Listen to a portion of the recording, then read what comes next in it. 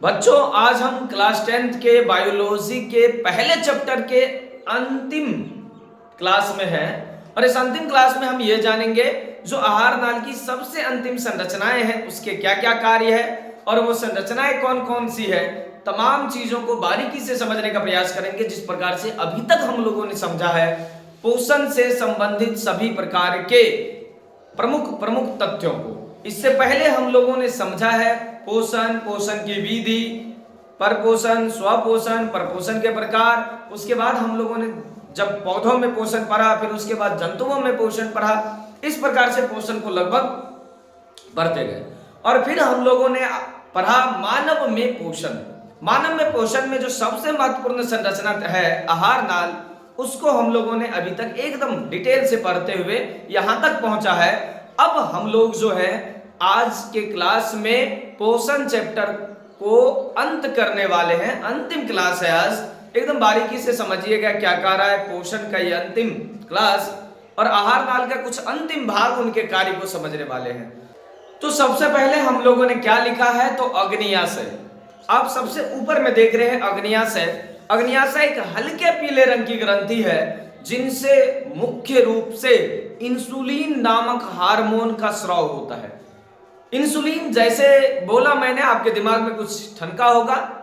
Insulin यानी कि diabetes, यानी कि मधुमेह, यानी कि अच्छा बिहार वालों चीनी, हम लोग क्या कहते हैं चीनी रोग हो गया। तो चीनी रोग का जो मुख्य कारण है ना, वो किसकी कमी के कारण होता है। चीनी रोग, डायबिटीज रोग या मधुमेह रोग तो किसकी कमी के कारण होता है, तो वो अग्न्याशय ग्रंथि से निकलने वाले एक विशेष प्रकार के हार्मोन इंसुलिन हार्मोन के कमी के कारण होता है।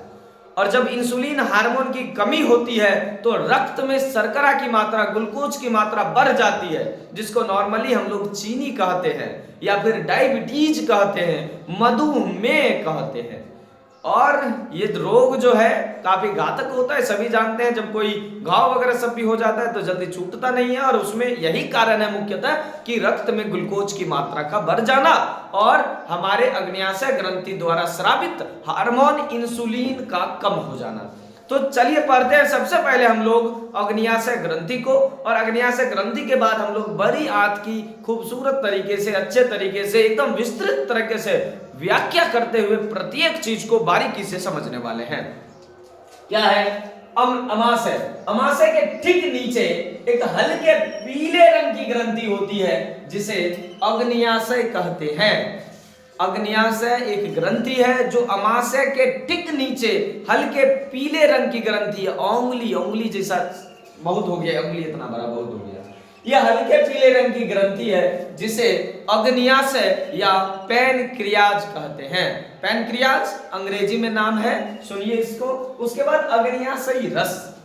अग्न्याशय ग्रंथि से निकलने वाले रस को अग्न्याशयी रस कहते हैं। अग्न्याशय जो ग्रंथि है उनसे निकलने वाले रस को अग्न्याशयी रस कहते हैं। दरअसल इस रस में 4 अलग अलग प्रकार के एंजाइम पाए जाते हैं और चारों अलग अलग प्रकार के एंजाइम भोजन के पाचन पर कार्य करते हैं। तो चलिए शुरू करते हैं। है क्या ये अग्न्याशयी रस? अग्न्याशय ग्रंथि से निकलने वाले रस को अग्न्याशयी रस कहते हैं। अग्न्याशयी रस में ट्रिप्सिन, इमाइलेज, लाइपेज और न्यूक्लियेज ये 4 प्रकार के एंजाइम पाए जाते हैं। फिर से सुनिएगा, अग्न्याशयी रस में ट्रिप्सिन, इमाइलेज और क्या, ये तो लाइपेज और न्यूक्लियेज, ये 4 अलग अलग प्रकार के एंजाइम पाए जाते हैं। ये सभी अग्न्याशयी रस में पाए जाते हैं। इसके बाद हम आगे बढ़ते हैं। अब आप अच्छा, ये जो चारों एंजाइम है इनके कुछ न कुछ कार्य होंगे। क्यों इनके कार्य किस प्रकार से अलग होंगे, इनको समझने का प्रयास कीजिए आप। ये अग्न्याशयी रस जो एंजाइम है इनके सबसे पहला देखिए इमाइलेज का क्या कार्य है। इमाइलेज भोजन के स्टार्च और ग्लाइकोजन जो जमा हो जाता है, स्टार्च संचित होकर ग्लाइकोजन में तब्दील हो जाता है, बदल जाता है, वहां इमाइलेज जो है ये स्टार्च, इमाइलेज स्टार्च के साथ मिलकर माल्टोज का निर्माण करता है। अब याद कीजिए माल्टोज सबसे पहले मुख्य गुहा में, याद कीजिए पहला जहां से भोजन के पाचन का प्रारंभ होता है, पहले वीडियो जाकर देखिए आप। उसके बाद आता है लाइपेज। लाइपेज जो है ये वसा के साथ मिलकर वसीय अम्ल और साथ में गिल्सरोल का निर्माण करता है। फिर से सुनिए, दूसरा है लाइपेज, लाइपेज वसा के साथ मिलकर, इम्लीकृत वसा के साथ मिलकर जो है ये वसीय अम्ल और ग्लिसरॉल का निर्माण करता है। तीसरा अग्न्याशयी रस है न्यूक्लियेज। ये जो न्यूक्लियेज है ये न्यूक्लिक एसिड के साथ मिलकर न्यूक्लियोटाइड्स बनाते हैं। इस प्रकार से भोजन के पाचन में अग्न्याशयी रस का बहुत ज्यादा योगदान होता है। अब हम बढ़ते हैं आगे। अग्न्याशयी रस, अग्न्याशय ग्रंथि, अग्न्याशय से निकलने वाले हार्मोन इंसुलिन की विशेषता को समझने के बाद अब हम लोग पढ़ने वाले हैं बड़ी आंत को। बड़ी आंत बहुत बड़ी तो नहीं होती है, लेकिन छोटी आंत से बहुत छोटी होती है, ये जरूर है। ये जो दिख रहा है बड़ी आंत, लार्ज इंटेस्टाइन।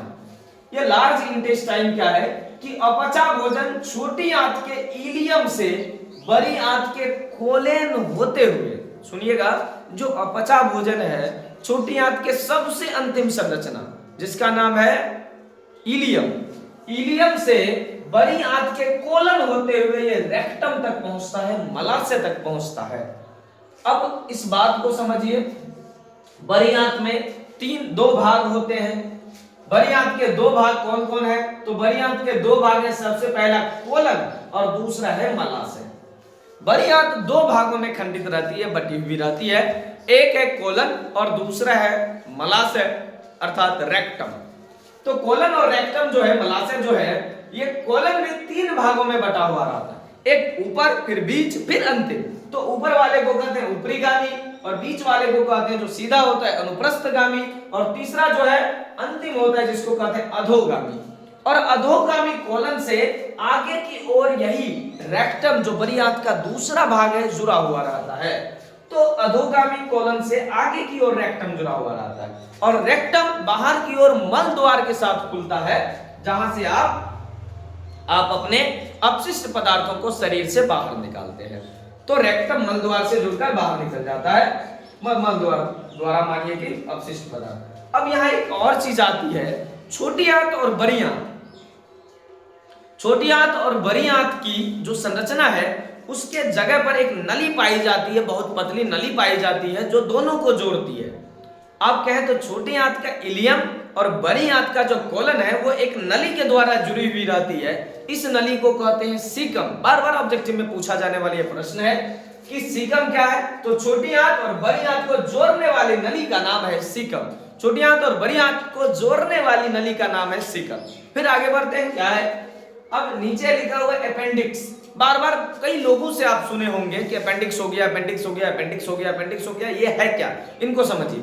अपेंडिक्स दरअसल हमारे आहार नाल का एक भाग है, ऐसा भाग है जिसका कोई कार्य नहीं है। यह हमारे आहार नाल में एक अवशेषी अंग है। तो बार बार प्रश्न पूछा जाता है हमसे, आहार नाल का अवशेषी अंग क्या है? तो आहार नाल का अवशेषी अंग है अपेंडिक्स। अपेंडिक्स एक ऐसी संरचना है जो सीकम के जस्ट नीचे पाई जाती है। तो सीकम के